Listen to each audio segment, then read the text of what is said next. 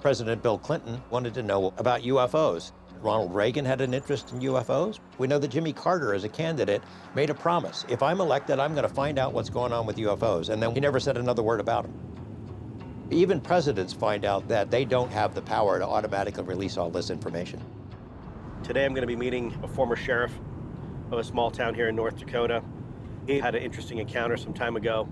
What makes this particularly interesting, I think, this incident is that A, he's a law enforcement officer, B, he's former military, and C, there were other eyewitnesses. I mean, I don't want to speculate, but there seems to be a lot of sightings of something. What that something is, we don't know. At one time, this area had more nuclear silos than just about anywhere else in the United States. Oh, hello. How are you, sir? Good. How are you doing? Pleasure to meet you. Pleasure to meet you, Lou. Come on in. All right.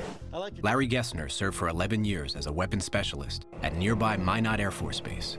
He was responsible for loading nuclear weapons on bombers. And after retiring from the Air Force, he was sheriff of Sheridan County. I have been waiting 15 years where I get to tell this event. This is the first time he's talking publicly about his UFO encounter. So why don't you show me where it all happened? Okay. Well, you've got this house here, which was a neighbor's house, and the driveway there. So this is the lot. This is where your house stood. Yep. Driveway. One night in 2003, he and another eyewitness saw something they couldn't explain. If you look over there, Yep. that would have been right where it came over. Okay, 144 degrees. So we're looking at almost due southeast. Okay, copy. Okay. The thing that stood out the most to me was that instead of a horizontal plane for lights, you know, which you would see on an aircraft, they were vertical. It was like this. Yeah. And so I said, I don't know any craft. It was confusing. I kept saying to myself, this isn't making any sense. And as it got closer, the lights became more prominent, and we could discern that there was larger lights along the front edge, the rounder, you know, the bigger lights, and then there were smaller lights on the outside edge. As it got to this point here, now all of a sudden I realized there's windows. There was a thickness to the wall of the craft. I got right over the top, and that's when I said, you know, about up in here, now I can see the bottom of this thing, and it's a diamond shape. It came to a stop, the lights went out, and then this white glow showed up on the back of the craft, and it shot straight up in the air and was gone in a second. You know what looks diamond to me? The F-17. That's kind of diamond shape. Maybe you were witnessing that. No, the size of this craft, it was probably close to 200 feet in the air and 100 feet wide. Okay, so this is sizably different than... Right. Okay, so here's McCulls. You're here, right? Correct. What you're saying is that it was heading in the opposite direction, which is, in fact, certainly within the trajectory here, where you saw it and where it ended up and then shot up. Is, in fact, towards Minot. Minot Air Force Base lies 75 miles to the northwest. Since the beginning of the Cold War, Minot has been one of the most weaponized places on Earth. It's America's only base that can launch both nuclear missiles and nuclear-armed long-range bombers. There are a lot of nuclear sites between where you are and Minot. I mean, I'm counting here, and there's probably 30 or 40, and I've got 3 maps. But between here and here, there's a hell of a lot of stuff here. Yeah. Nuclear. Yeah. This isn't the first time Elizondo's investigation has found a link between UFOs and U.S. nuclear assets. We seem to see these things around U.S. nuclear equities. Nuclear power, nuclear weapons, and nuclear technology. There definitely seems to be some sort of correlation. And if I see something that potentially has the ability to either threaten or disable our strategic nuclear capability, I have to consider that a threat.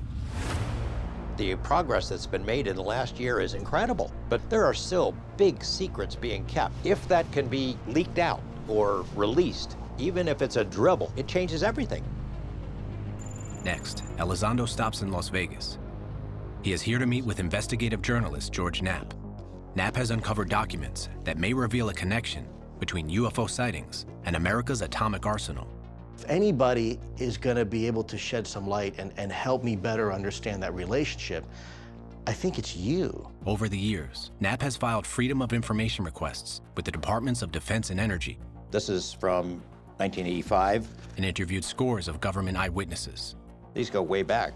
And these are reports of reported incidents. UFO incidents. This is from way back in 1948. That's over Los Alamos. Another unknown object in New Mexico. Interesting. That's during the Manhattan Project.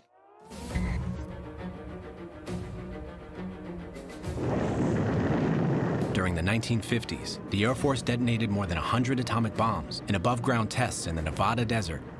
I had more than a dozen people who had worked out there at the test site during the height of the above-ground testing period who said UFOs were commonplace.